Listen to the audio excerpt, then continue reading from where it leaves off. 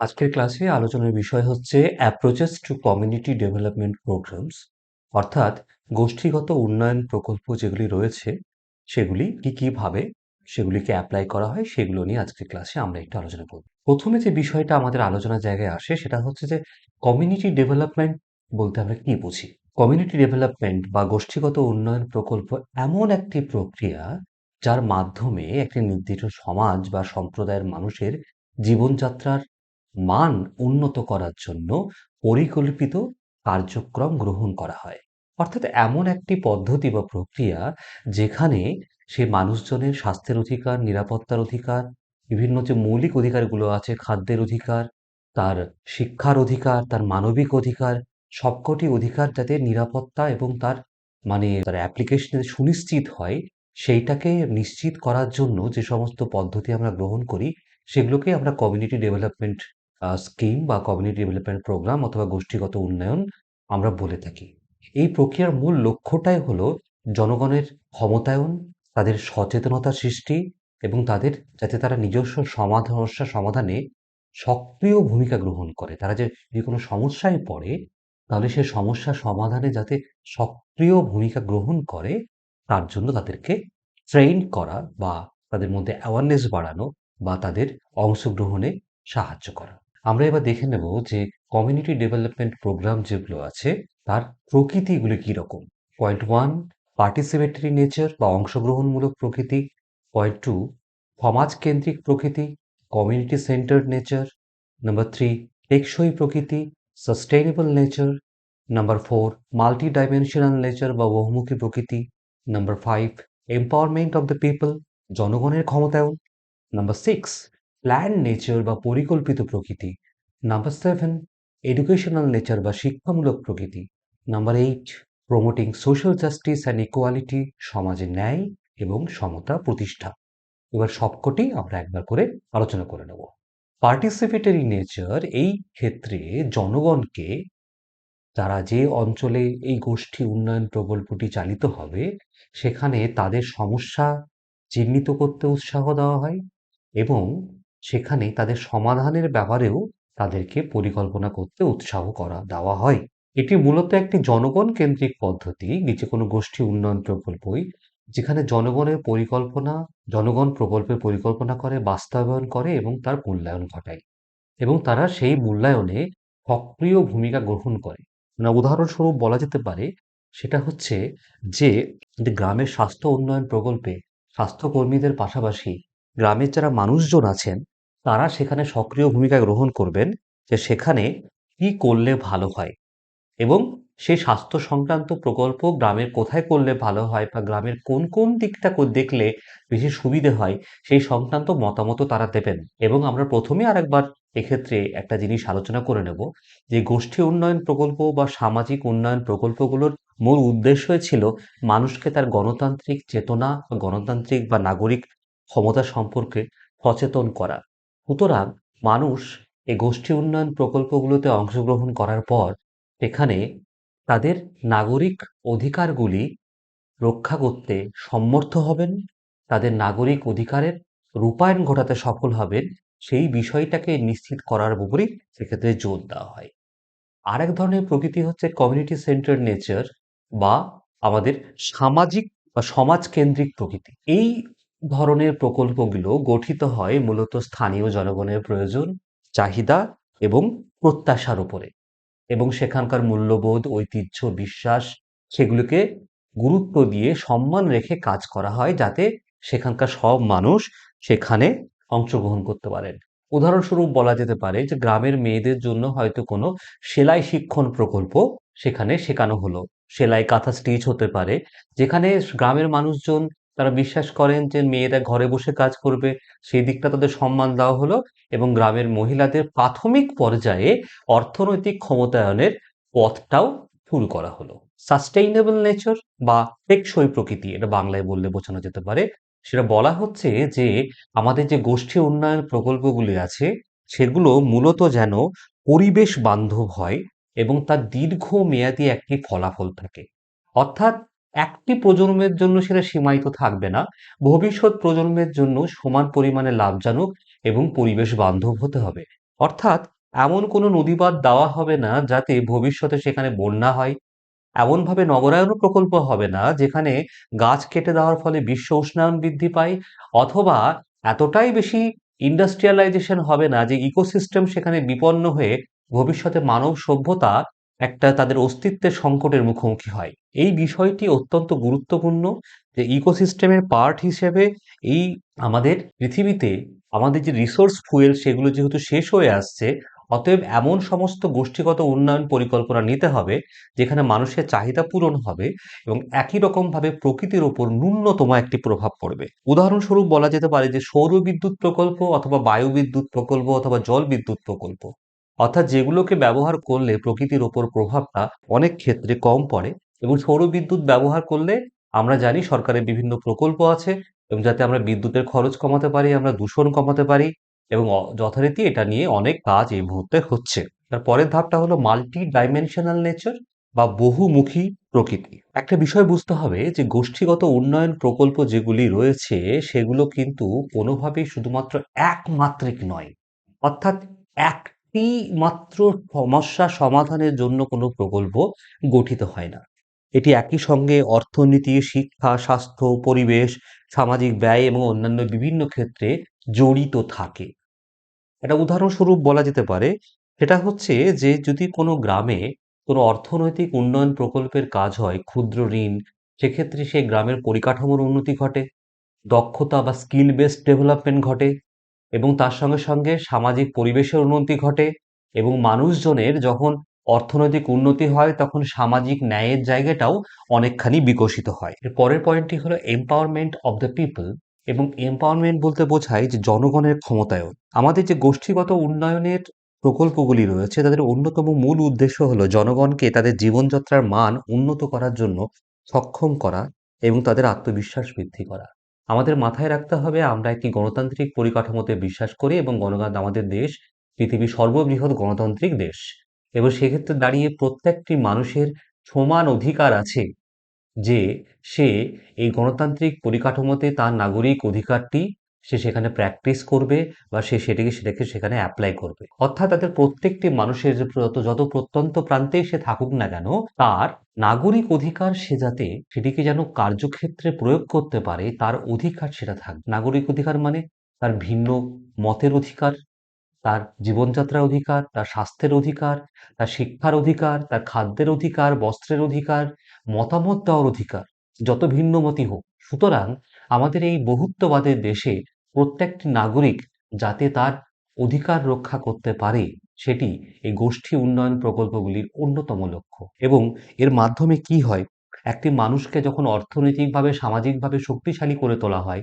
তখন সে নিজের হীনমন্যতা কাটিয়ে তার নাগরিক অধিকারগুলি প্রয়োগ করতে সফল হয় এবং নাগরিক অধিকারগুলি প্রয়োগ করতে সফল হওয়ার মাধ্যমে সে নাগরিক স্বরের অংশ হয়ে ওঠে এবং যা গণতন্ত্রের এবং দেশের উন্নতির জন্য অত্যন্ত সহায়ক ভূমিকা পালন করে। যেমন উদাহরণ দিয়ে বলা যেতে পারে যে নারীদের ক্ষেত্রে নারীরা যখন কোনো ছোটখাটো ব্যবসা বা গোষ্ঠী উন্নয়ন প্রকল্পের মাধ্যমে তারা যখন রোজগার করতে শুরু করে সেখান থেকে তাদের নিজস্ব আত্মবিশ্বাস গড়ে ওঠে, অর্থনৈতিক স্বাধীনতা, উইমেন এম্পাওয়ারমেন্টের দিকে তারা এগিয়ে ওঠে।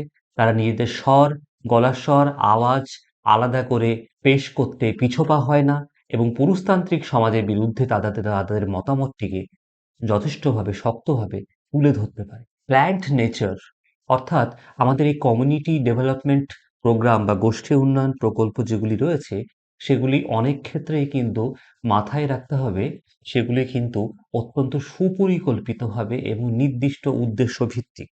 এর মাধ্যমে কি করা হয় সেটা হচ্ছে যে এই প্রকল্পগুলি গবেষণা, তথ্য সংগ্রহ ও বিশ্লেষণের মাধ্যমে তৈরি করা হয় যাতে প্রয়োজনীয় সমস্যাগুলি সঠিকভাবে চিহ্নিতকরণ করা যায় এবং সেগুলির সমস্যা সমাধান করা যায় এবং এগুলো মূলত স্থানীয় জনগণের চাহিদা এবং সমস্যা অনুযায়ী পরিকল্পিত এবং বাস্তবায়িত করা হয়। অর্থাৎ কোনো এলাকাতে যদি কৃষকদের কোনো কৃষি উন্নয়ন প্রকল্পর সমাধান করতে হয়, তাহলে কৃষকরা কি ধরনের সমস্যার কথা বলছেন সেগুলো চিহ্নিতকরণ, এগুলোকে বিশ্লেষণ, সে সংক্রান্ত তথ্য জোগাড় এবং তাদের উৎপাদন বৃদ্ধির জন্য বা তাদের সমস্যা সমাধানের জন্য সঠিক প্রযুক্তির সেখানে ব্যবহার করা হবে। এডুকেশনাল নেচার বা শিক্ষামূলক প্রকৃতি। গোষ্ঠীমূলক উন্নয়ন প্রকল্পের মাধ্যমে সাধারণ জনগণের মধ্যে শিক্ষা ও সচেতনতা বৃদ্ধি করা যায়। এর মাধ্যমে শিক্ষা এবং সচেতনতা বৃদ্ধির মাধ্যমে মানুষ তাদের নাগরিক অধিকার, স্বাস্থ্য অধিকার, পরিবেশ, অর্থনীতি বিষয়ে সচেতন হয়ে ওঠে এবং তার ফলে তারা পরিবেশ রক্ষায় নাগরিক যে ভূমিকা সেখানে তারা সক্রিয় ভূমিকা পালন করে। অর্থাৎ স্কুলের বাচ্চাদের ভেতরে বা স্কুলের ছেলেমেয়েদের ভেতরে, সাধারণ মানুষের ভেতরে যদি আমরা পরিবেশ দূষণ, সবুজ রক্ষা, জল সংরক্ষণ ইত্যাদি বিষয়ে সেমিনার বা কর্মশালা গোষ্ঠী প্রকল্পের মাধ্যমে অর্গানাইজ করি, তাহলে তারা সচেতন হয়ে ওঠে এবং সেক্ষেত্রে পরিবেশ রক্ষার ক্ষেত্রে তারাই অনেক সক্রিয় ভূমিকা পালন করে। Promoting social justice and equality, অর্থাৎ কিনা সামাজিক ন্যায় এবং সমতা প্রতিষ্ঠা। আমরা এটা বারবার করে বলছি যে আমাদের গোষ্ঠী উন্নয়ন প্রকল্পগুলোর উদ্দেশ্যই হচ্ছে আমাদের গণতান্ত্রিক দেশের যে নাগরিক অধিকার সেটি প্রতিটি প্রান্তে দেশের ছড়িয়ে দেওয়া, দেশের প্রতিটি প্রান্তের প্রত্যেকটি প্রান্তিক নাগরিক যেন সেই অধিকারটা সমানভাবে সেটি অর্জন করতে পারে এবং সেটা কার্যক্ষেত্রে প্রয়োগ করতে পারে। স্বাস্থ্যের অধিকার, শিক্ষার অধিকার, মতামতের অধিকার, তার সংস্কৃতির অধিকার ইত্যাদি যে অধিকারগুলো তার রয়েছে সে হয়তো সবকটা সে জানেও না। সেটা ছড়িয়ে দেওয়াটাই কিন্তু আসল কাজ। এই কমিউনিটি ডেভেলপমেন্ট স্কিমের মাধ্যমে মানুষজনের অর্থনৈতিক উন্নতি ঘটে। অর্থনৈতিক উন্নতি ঘটার ফলে তার সামাজিক বিচলন ঘটে। ভার্টিক্যাল মোবিলিটির ফলে সে সমাজের ওপরের দিকে যায়। সে নিজের মতামত প্রতিষ্ঠা করতে শেখে। সে শিক্ষা পায় এবং এই সামাজিক বিচলনের মাধ্যমেই সমাজে তার নাগরিক স্বরের তার অন্তর্ভুক্তিকরণ ঘটে এবং সেক্ষেত্রে সংখ্যালঘু, দরিদ্র মহিলা এবং প্রান্তিক জনগোষ্ঠীর ক্ষেত্রে কাজের সুযোগ তৈরি করতে এই আমাদের কমিউনিটি ডেভেলপমেন্ট প্রোগ্রামগুলি অত্যন্ত সাহায্য করে। যেমন যে কোনো কর্মসংস্থান প্রকল্প কোনো পিছিয়ে পড়া এলাকায় যদি কাজ করা যায়, যেটা আমাদের মহাত্মা গান্ধী রোজগার প্রকল্প রয়েছে MNREGA, তার মধ্যে প্রত্যেকটি মানুষ বছরে একটি ন্যূনতম দিন সে কাজ পাবে বা তাকে যদি কাজের অধিকার সুনিশ্চিত করা যায়, স্বাভাবিকভাবে তার আত্মবিশ্বাস অনেক বৃদ্ধি পাবে এবং সমাজে নিজের প্রতিষ্ঠা বা জায়গা নিয়ে সে অনেক বেশি সুনিশ্চিত হবে। আমাদের একটা বিষয় বুঝতে হবে যে কমিউনিটি ডেভেলপমেন্ট প্রোগ্রামগুলির প্রকৃতি এমনই যেটি লম্বা, বহুমুখী এবং সক্রিয় প্রক্রিয়া। এটি দীর্ঘ প্রক্রিয়া। কোনো কমিউনিটি ডেভেলপমেন্টের ফলাফল, প্রোগ্রামের ফলাফল আমরা খুব তাড়াতাড়ি পেতে পারি না। এগুলোর জন্য অনেকটা সময় আমাদের অপেক্ষা করতে হয় এবং দীর্ঘমেয়াদী সাশ্রয়ী একটি ফলাফলের জন্য আমরা অপেক্ষা করি এবং এর একটি মাত্র মাত্রা থাকে না। এবার স্বাস্থ্য, শিক্ষা, পরিবেশ সব ক্ষেত্রে এর প্রভাব থাকে এবং এক্ষেত্রে স্থানীয় জনগণের, প্রশাসনের সক্রিয় ভূমিকা এবং সেক্ষেত্রে তাদের মতামত অত্যন্ত গুরুত্বপূর্ণ বিষয় এবং যা ভবিষ্যতের জন্য টেকসই বা সাশ্রয়ী উন্নতি ঘটাতে সাহায্য করে। এই অনুষ্ঠানগুলি বা এই গোষ্ঠী উন্নয়ন প্রকল্পগুলি মূলত জনগণের ক্ষমতায়ন, সামাজিক ন্যায়, টেকসই উন্নয়ন এবং অংশগ্রহণমূলক প্রক্রিয়া এই পদ্ধতিগুলোকে সুনিশ্চিত করে, যা আমাদের গণতান্ত্রিক সমাজের ইতিবাচক পরিবর্তনের ক্ষেত্রে অত্যন্ত কাজের বলে চিহ্নিত করা যেতে পারে।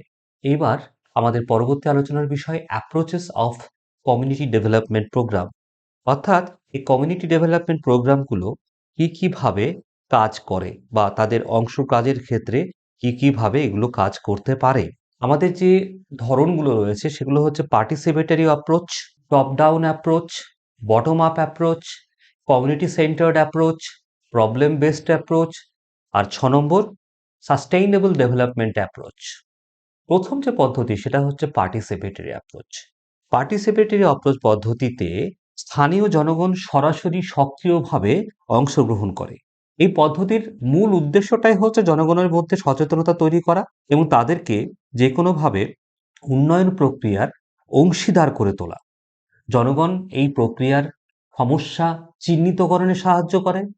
সেই সমস্যাটা কি করে সমাধান করা যেতে পারে সেই বিষয়ে মতামত দেয় এবং সমস্যা সমাধানে তারা সক্রিয় ভূমিকা গড়ে তোলে বা সক্রিয় ভূমিকা পালন করে। এই সক্রিয় ভূমিকা পালন করার মাধ্যমে তাদের নাগরিক অধিকার বা নাগরিক স্বর আবার নতুন করে প্রতিষ্ঠিত হয়। এটা বৈশিষ্ট্য কি হতে পারে? সেটা হচ্ছে এক্ষেত্রে মানুষের চাহিদা ও সমস্যাগুলিকে প্রথমে গুরুত্ব দেওয়া হয়।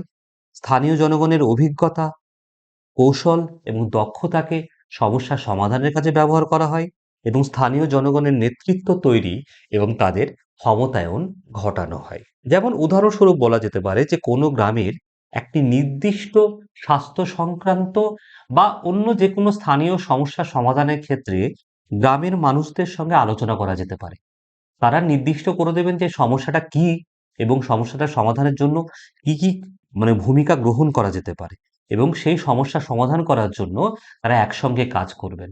অর্থাৎ যদি মশাবাহিত রোগের প্রাদুর্ভাব কমাতে হয় তাহলে সেক্ষেত্রে সরকারি প্রকল্পের সঙ্গে এলাকার মানুষদের সচেতনতা এবং তাদের সক্রিয় অংশগ্রহণটাও কিন্তু সমানভাবে জরুরি, যেখানে তারা একসঙ্গে মিলে কাজ করবেন যে কি করে খাল বিল ইত্যাদিকে ভরাট করে সেখানে বা খাল-বিলগুলোকে পরিষ্কার রেখে নোংরা জাওলা জায়গা সেগুলোকে পরিষ্কার রেখে মশাবাহিত রোগটাকে একসঙ্গে আমরা প্রতিরোধ করতে পারি।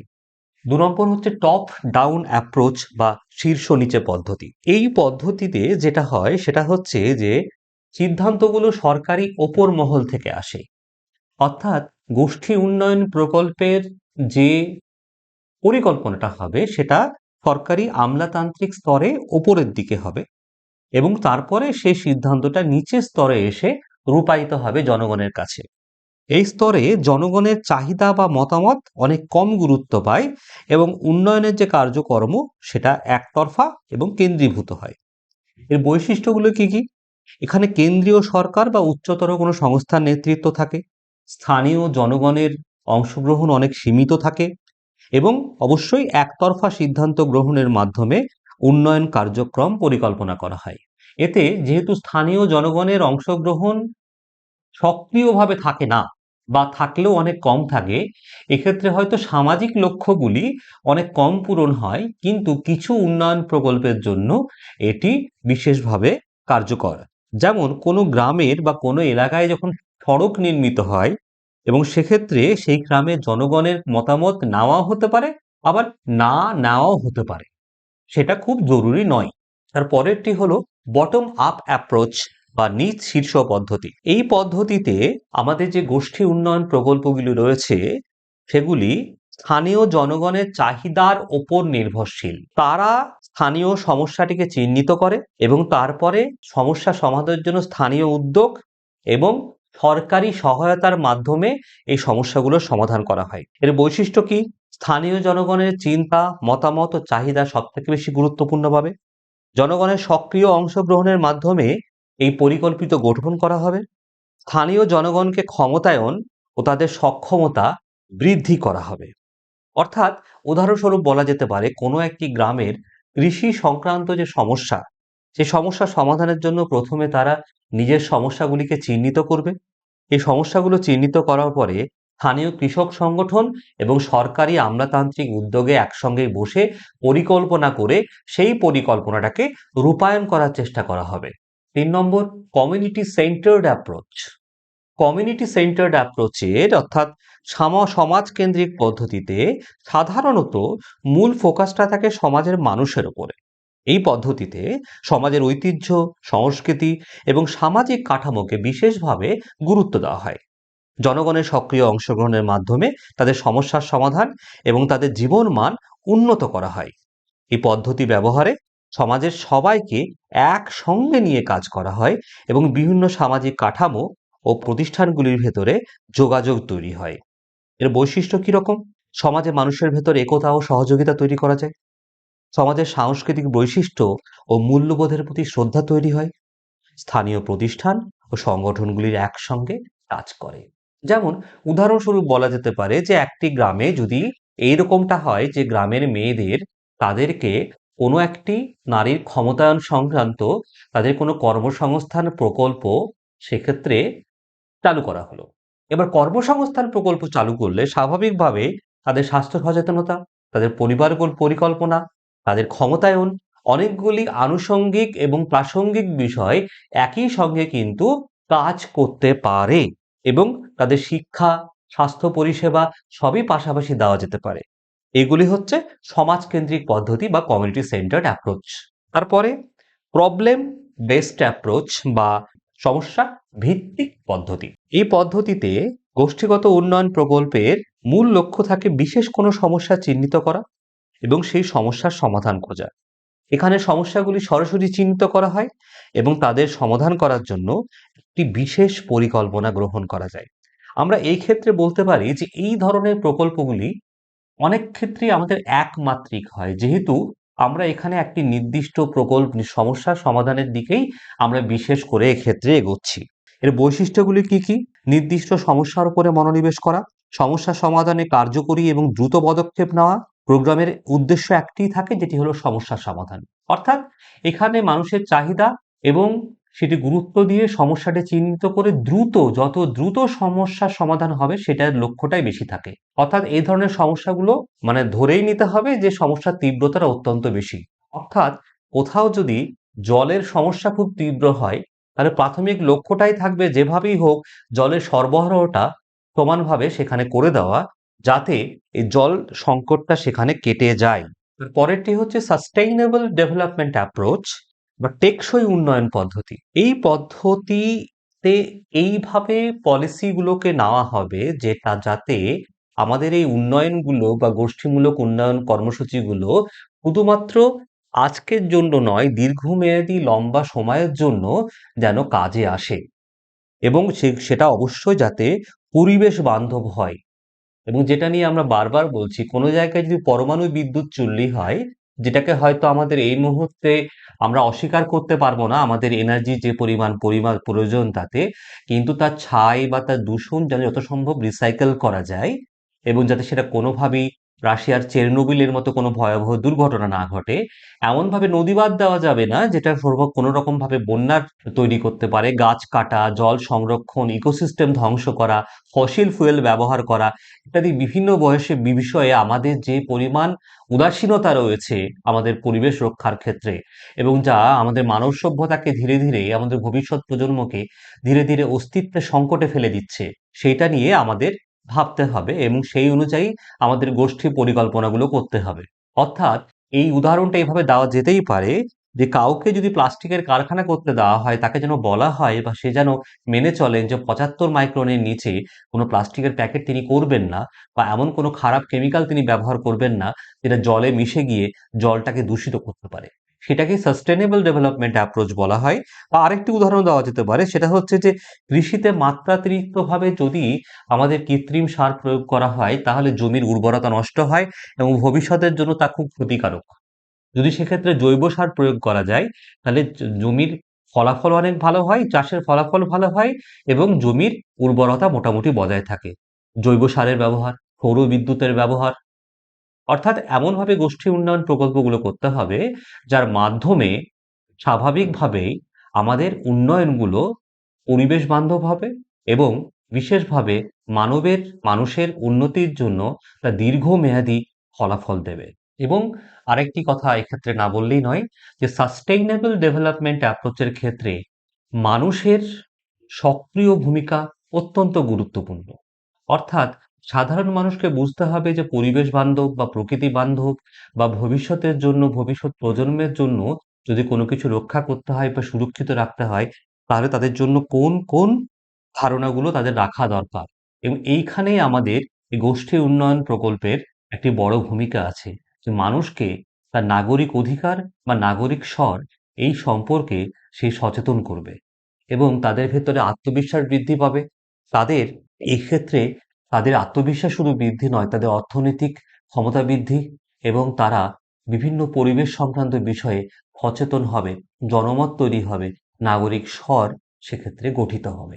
আমরা এবার দেখে নেব আমাদের যে কমিউনিটি ডেভেলপমেন্ট প্রোগ্রামগুলো রয়েছে সেক্ষেত্রে সমস্যাগুলো কি কি রয়েছে, অর্থাৎ আমাদের যে গোষ্ঠী উন্নয়ন প্রকল্পগুলি রূপায়ণের ক্ষেত্রে আমাদের বাধা কোন কোনগুলো আছে।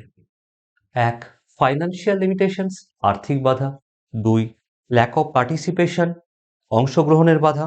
Number 3, social and cultural problems অর্থাৎ কিনা সামাজিক এবং সাংস্কৃতিক বাধা, পলিটিক্যাল ইনস্টেবিলিটি অর্থাৎ রাজনৈতিক অস্থিরতা, অ্যাডমিনিস্ট্রেটিভ ইস্যুস প্রশাসনিক সীমাবদ্ধতা, lack of technical and human resources প্রযুক্তিগত এবং আমাদের মানব সম্পদের সমস্যা, এবং ৭ ন্যাচারাল ক্যালামিটি বা প্রাকৃতিক দুর্যোগ।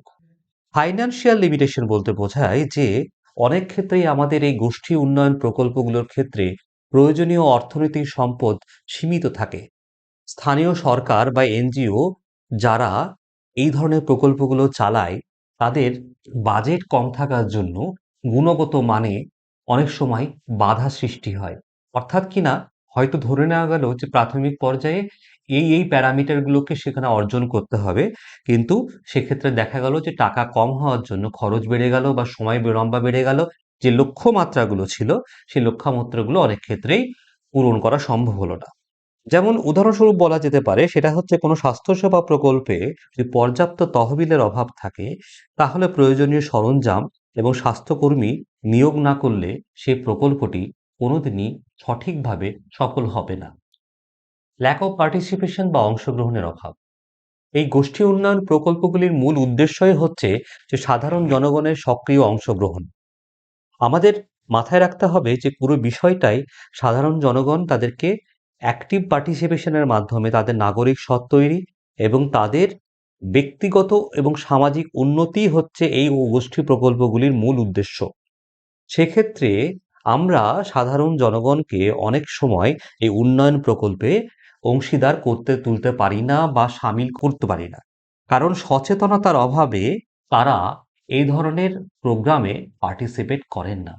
উদাহরণস্বরূপ বলা যেতে পারে যে প্লাস্টিক দূষণ রোধ প্রকল্প বা আমাদের মশা বাহিত রোগের বিরুদ্ধে লড়াই বা এখনো অবধি আমরা পোলিও রোগ সংক্রান্ত সচেতনতা গড়ে তুলতে পারিনি এতগুলি সচেতনতামূলক কর্মসূচির পরেও, কারণ সাধারণ মানুষ এখনো এই রোগটির ভয়াবহতা বা এই রোগটিকে আটকানোর জন্য যেগুলো সব দরকার সেগুলো নিয়ে তারা সচেতন নন।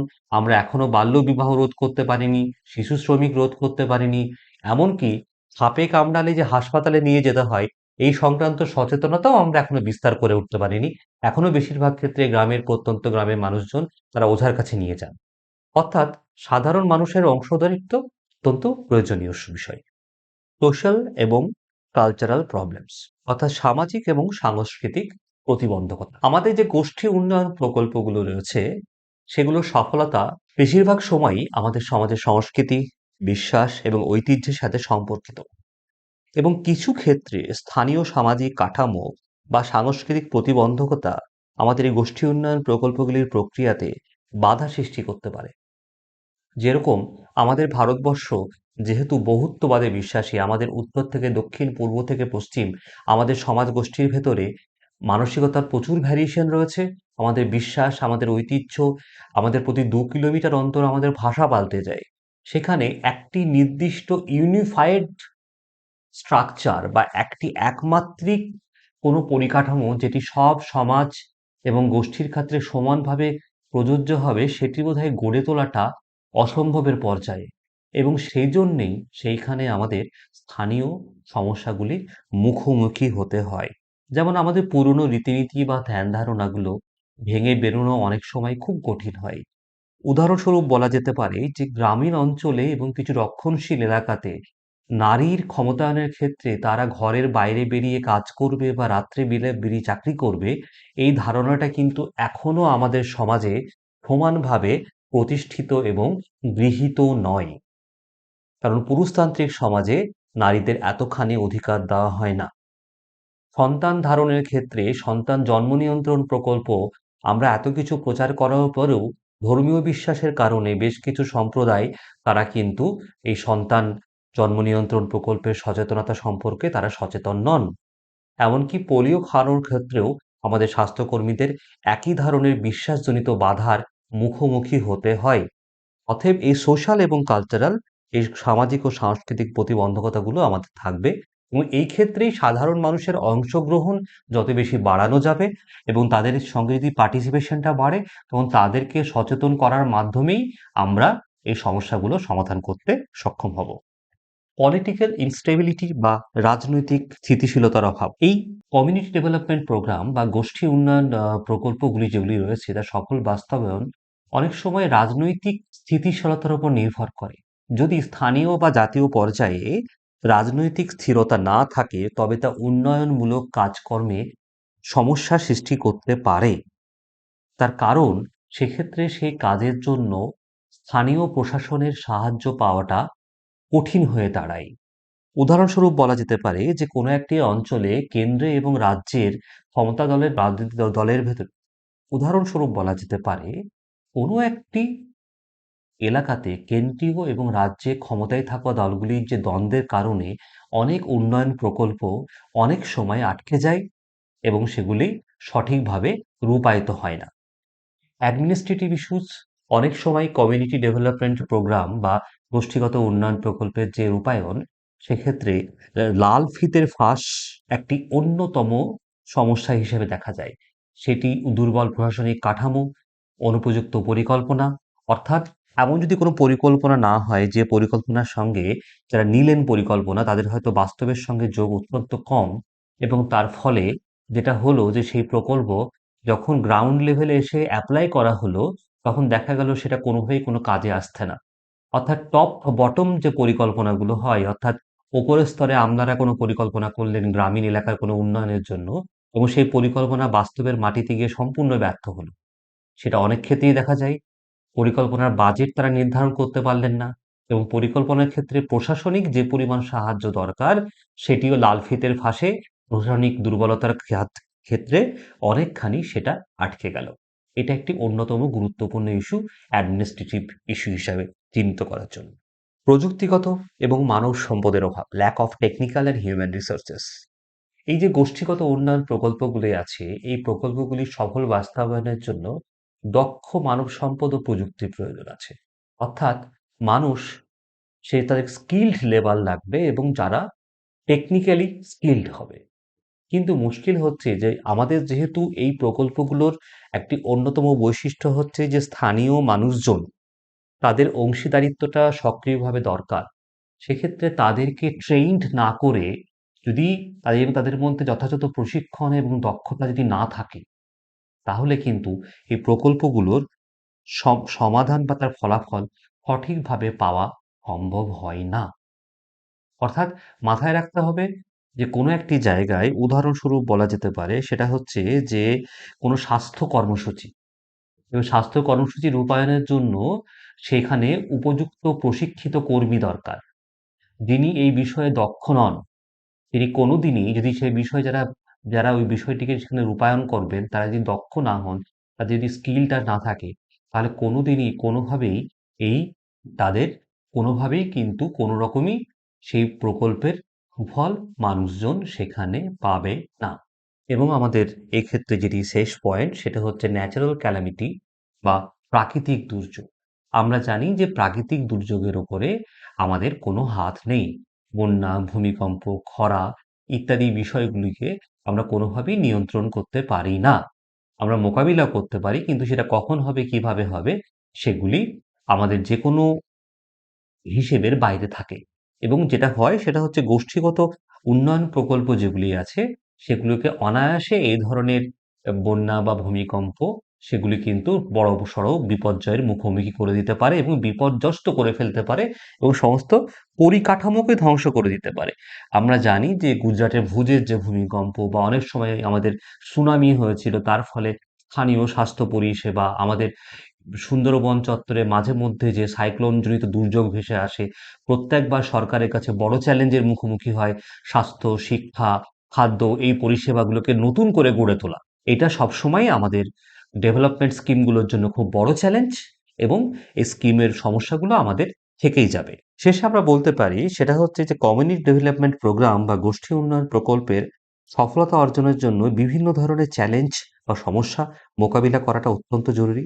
তবে সঠিক পরিকল্পনা, জনগণের অংশগ্রহণ এবং যথাযথ প্রশাসনিক সমর্থন দিয়ে এই বাধা বা বিপত্তিগুলোকে অতিক্রম করা সম্ভব। স্থানীয় জনগণের সক্ষমতা বৃদ্ধি ও দীর্ঘমেয়াদী উন্নয়ন নিশ্চিত করার জন্য এই চ্যালেঞ্জগুলির সমাধান খুঁজে বের করা অত্যন্ত গুরুত্বপূর্ণ এবং পরিশেষে বলতেই হবে যে গোষ্ঠী উন্নয়ন প্রকল্পগুলির সফলতা আমাদের গণতান্ত্রিক পরিকাঠামোর স্তম্ভরূপ। সুতরাং যত সফলভাবে এটির আমরা প্রয়োগ করতে পারব, তত বেশি ভালোভাবে আমরা আমাদের গণতান্ত্রিক চেতনাবোধ বা গণতান্ত্রিক সুরক্ষা, নাগরিক সুরক্ষা এই মতামতগুলি আমরা গড়ে তুলতে পারব। এরপর আমরা এমসিকিউ কোয়েশ্চেন্স গুলোতে আসবো। আমাদের প্রথম questions, in which community development approach common people play the main role? এই নিচের যে তিনটি অপশন দেওয়া আছে তার মধ্যে কোনটিতে সাধারণ মানুষ মুখ্য ভূমিকা পালন করে? Problem centred approach, participatory approach, top down approach. 2 number question, what is the reason behind lack of human resource in community development programs? অর্থাৎ গোষ্ঠীগত উন্নয়ন প্রকল্পগুলোতে আমাদের মানুষজনের অংশগ্রহণ বা মানব সম্পদের অভাব থাকার কারণটা কি? Lack of public awareness, technological issues or natural calamity. 3 number question, what is the advantage of top down approach of community development program? অর্থাৎ টপ ডাউন যে অ্যাপ্রোচটি রয়েছে আমাদের কমিউনিটি ডেভেলপমেন্টের প্রোগ্রামের ক্ষেত্রে, গোষ্ঠী উন্নয়ন প্রকল্পের ক্ষেত্রে শীর্ষ নিজ যে পদ্ধতিটি রয়েছে তার সুবিধাটা কি? It can address the large-scale issues, participation of common people, community acts as the active recipient. এরপর আমাদের ব্রড কোয়েশ্চেনগুলো রয়েছে। Discuss the nature of community development programs, অর্থাৎ গোষ্ঠী উন্নয়ন প্রকল্পগুলির বৈশিষ্ট্যগুলি আলোচনা করো। What are the positive sides of participatory community development approach, অর্থাৎ অংশীদারিত্বমূলক যে গোষ্ঠী উন্নয়ন প্রকল্পটি রয়েছে তার পজিটিভ বা ধনাত্মক দিকগুলি কি আলোচনা করো। What are the main differences between top-bottom and bottom-up approach of community development? অর্থাৎ গোষ্ঠী উন্নয়ন প্রকল্পের ক্ষেত্রে টপ বটম বা শীর্ষ নিচ বা বটম আপ নিচ শীর্ষ পদ্ধতির পার্থক্যগুলি কি কি? এবং mention two challenges of community development program, আমাদের যে গোষ্ঠী উন্নয়ন প্রকল্পগুলি রয়েছে তার যে কোনো দুটি বাধা বা চ্যালেঞ্জ উল্লেখ করো।